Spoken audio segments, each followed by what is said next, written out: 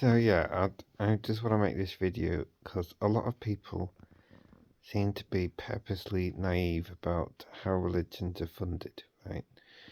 Now, and why I seem very surprised by the child abuse problems that religions have.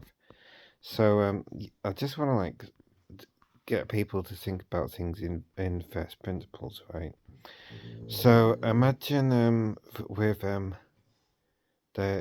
so you have two contributions. You have donations from like abusers, people that break legal boundaries, and you have contributions from victims and their families, right?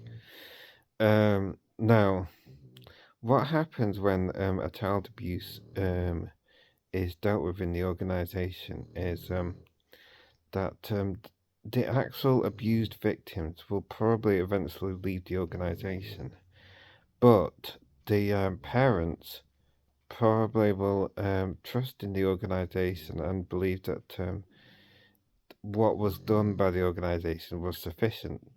So this means that the donation stream by the parents does not reduce as much as you would expect, looking at it from a purely rational point of view in response to these CSA cases. And a lot of these CSA cases are not reported straight away. They're only reported years later. They're like, because the level of grooming of activity that's happening means that it can be years before it's reported. And offenders know this.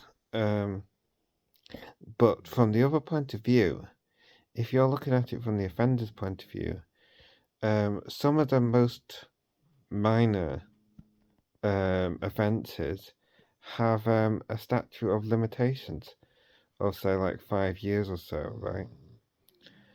Now, if you've committed an offence, you know that you're going to have to register as a sex offender for life if you get dobbed in by a victim.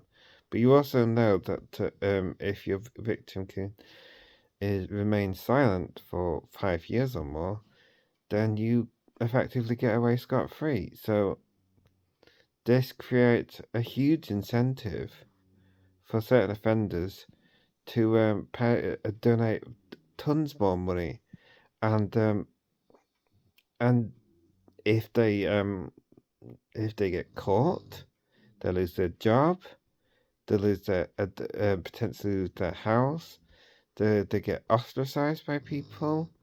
Um, there's no way that they're going to contribute anymore. And if you scale this up to the level of the organisation, like there was over 1,000 people in Australia that were covered up by the organisation. The organisation knows that if they just like handed all these people in to the police straight away, that they would have immediately stopped contributing.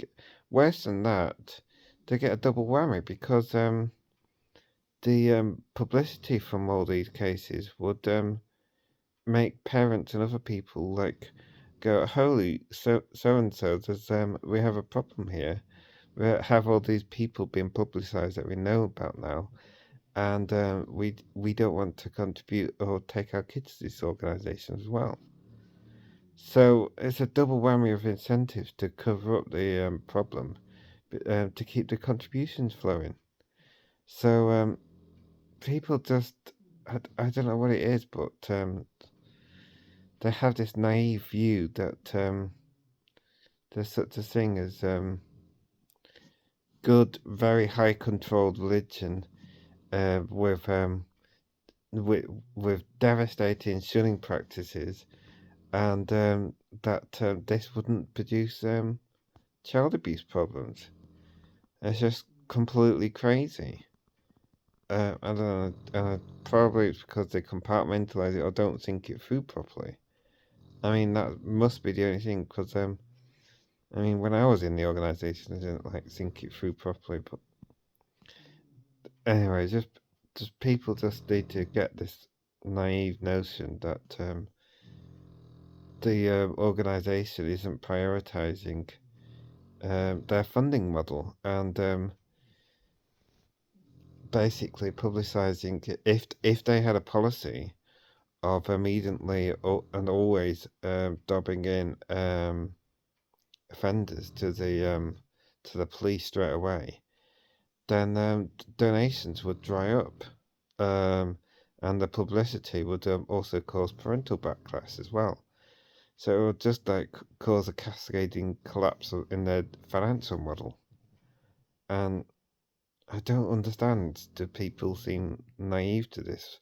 To seem to think maybe if we could like tweak it a little bit, then things could be right. But it's absolutely not the case. And until people leave, do what the Bible commands, which is get out of Babylon the Great, then how is it going to be fixed when it needs root and branch reform?